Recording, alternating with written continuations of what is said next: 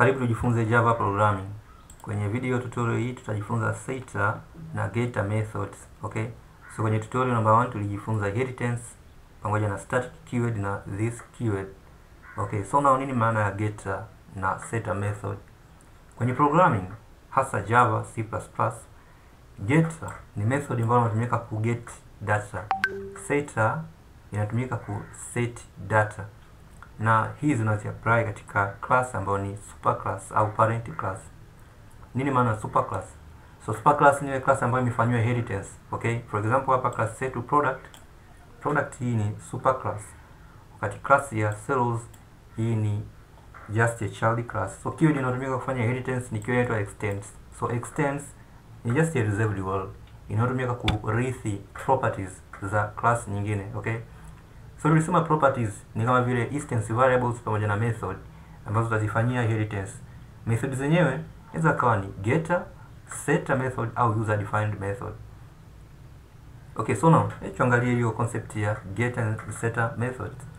So hizi method unaziapply kwenye superclass kama tulivyosema, na hapo kwenye kesi yetu superclass ni product class, okay? So tutakuja hapa tutatengeneza method ambayo tunatumika kuseti value. Okay, method hiyo inatumika kuseti price, yani bei ya mauzo, price sold. Hiyo method itaitwa setter. Kisha tunatengeneza method kwa ajili ya ku get profit, na hiyo method itaitwa getter. So tunaziapply kwenye superclass ambayo ni product, alafu tunakuja kuzicall kwenye sales class ambayo ni child class, okay? So keyword ndio inaitwa extends. So method yoyote ambayo inatumika ku set value ni nani return, okay? So just niandike hapa comment, hii ni setter method.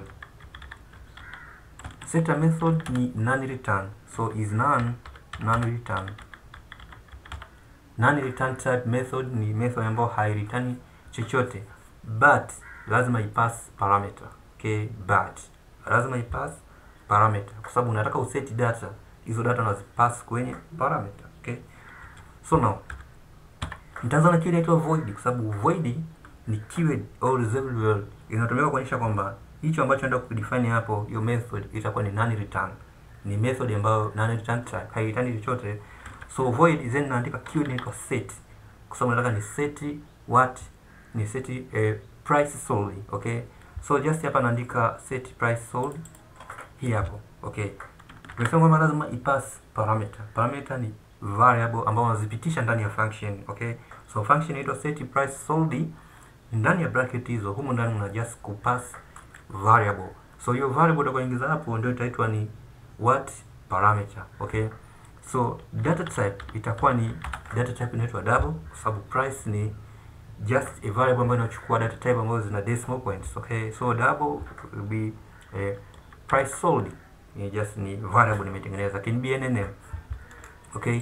After then nakuja hapa na just kufanya what, ku initialize ile instance variable iliyokuwa juu ambayo ni price sold, na ifanyia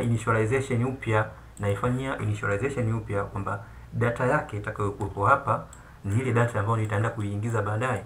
So nitaicall class inaitwa product, nitatumia dot operator, nita access hii price sold equal to price sold, okay? So price sold equal to price sold ambayo ni hii, okay? So kama inakuchanganya sana unaweza kaandika s maana ni set then underscore ili isikuchanganye, okay? Then hapa naandika just s naandika underscore, okay? So itakuwa namna hiyo, itakuwa product.price sold ambayo ni hii, ambayo ni just instance variable iko ni sawa na hii ambayo ipo ndani ya parameter, okay? So hii inaitwa nini? Imefanya reinitialization. Hiyo just mara ya kwanza nilifanya initialization, sasa hivi na reinitialization na ingiza data tena. So hii method inaitwa setter, okay? So now we are going to create a getter method. Hii inaitwa setter na getter method, okay? So hii ni getter method, okay? So getter method always ni return, okay? So ni return. Getter method ni return. So return type method return. So ina return some data na yenyewe haipass parameter, okay? Kama ni hivyo basi lazima uanze na data type ambayo utaireturn. Sababu tunataka tupate value, lazima ureturn data type fulani. So nataka return data type inaitwa double, okay? So double naandika keyword inaitwa get, kwa sababu hii ni getter, okay? So get what? For example, get now profits, okay? hii haipitishi parameter. Okay, so now yes, right. Okay, so now hapa nataka keyword inaitwa return. Okay, so return what? Na return profit. Okay, after then nakuja just ku terminate namna hii. Okay, so hizi method tumezidefine kwenye nini? Nimedefine kwenye class inaitwa product ambayo ni super class, right? Okay, so nakuja hapa katika class inaitwa sales. Nimetumia keyword inaitwa extends kufanya inheritance. So nakuja huko ndani baada ya public static void main method.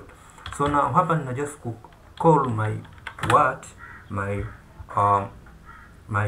methods. Okay, call methods. Methods gani? Setter na getter. So ili uweze kucall lazima utengeneze object. Nini maana object? So object ni instance ya class. Object ni instance ya class. Okay, so now create object. So this is object. Okay, so object anaanza na jina leo class husika. Class yetu inaitwa product. So tutatengeneza object ya product na product. Then product now is product. Yes, the product hii ndio object yenyewe. Hiyo ndio object yenyewe. Equal to new ni keyword inayotumika kufanya ku-initialize object. Equal to new product.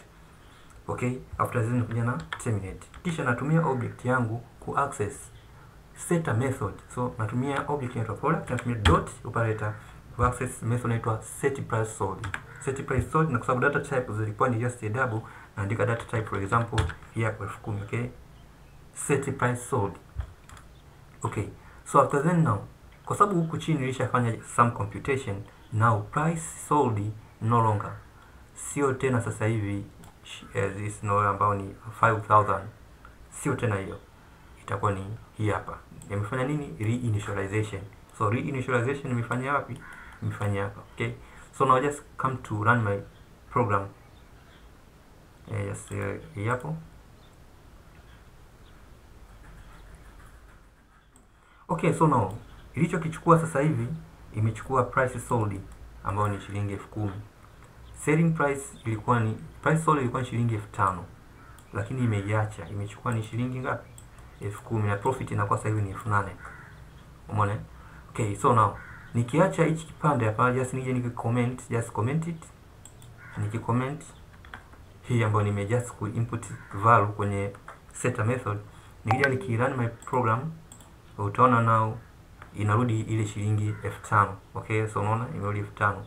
Price sold imekuwa shilingi 5,000, profit 3,000. Okay, kwa nini? Kwa sababu nimecomment hapa. So hapa nime call setter method. So what is getter? Getter ni method ambayo tumeka ku get value. Tumesema tulisha define hapa get profit. Okay, so now we get it. So ili ku get profit, now nitakuja hapa katika ile function ya katika class yangu hapa, nitatumia object ambaye object wangu ambaye anaitwa just ni hapa. So hapa just get profit, profit. Okay, so natumia ile object inaitwa profit, product, I'm sorry. Yes, the object yetu ni product dot, natumia method inaitwa get profit. Okay, so now get profit. Okay, so hii just nikirun haiwezi ku display chochote, so nitaicut hapa, then nitaandika system.out.println, then nitaandika product, nitatumia dot operator, nitasema get profit. Okay, so hapa just nitafanya kufanya concatenation tab. Okay, this one is quotation like hivi.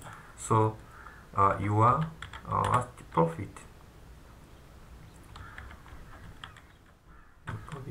Okay, so now after then nita just go run my program. Okay, just run, itakuwa ni 0. Profit now itakuwa ni 0. Okay, so hapa your profit is 000. Kwa nini? Kwa sababu kipande hiki hakija kuwa executed bado, so ime just ku display profit kwa sababu now profit is 000. Okay, so ita display 0 kama ilivyo, ila hichi kipande nikikicut, okay, just cut it, then nije display huko chini. Okay, so now nimekipaste hapo, nikija ku execute hii program now ita display profit. Okay, so just output. Okay, so your profit ni hapo. Okay, hiyo ndio maana halisi ya getter and setter method. What? Because getter anatumika ku get value, setter anatumika ku set what? value, na sio lazima zikawa data type ambazo ni double. Kwa mfano hii ilikuwa ni setter, nimeseti data type ambayo ni double. Getter nimegeti double. Naweza nika set string na nika get string. Okay, so now let's see. Hii ni setter method inayotumika ku set product name. So just andika hapa void then set product name. Okay, so set product name, then hapa napitisha variable ambayo itakuwa ni just a string name. Okay, so after that nakuja hapa ninafanya reinitialization. So natumia keyword for this, naweza kutumia this dot operator, then nikai access product name, lakini inapendeza zaidi ukitumia jina la class. So just tumia product name equal to name. Okay, ambayo imepitisha kwenye parameter. Hii ilikuwa ina set product name. Hapo chini natengeneza getter method ya kuget hiyo product name. So kwa sababu itakuwa ni return type. So return type unaanza na data type ambayo utakao return. Ina return nini? Name ni string. So string what of course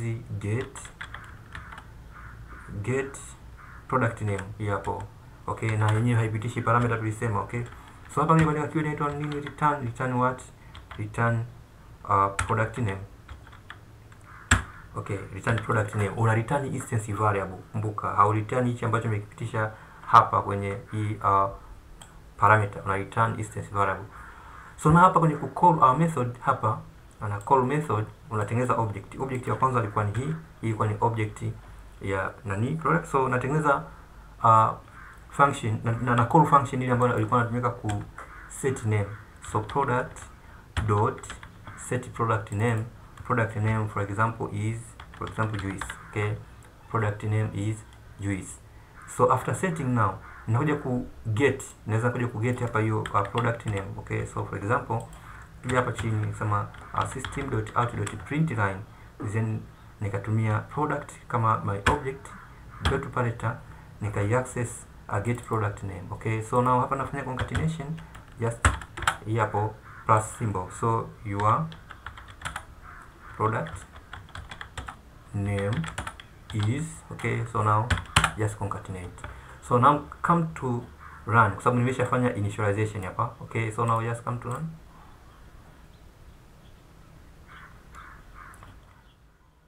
So now you can see your product name is juice.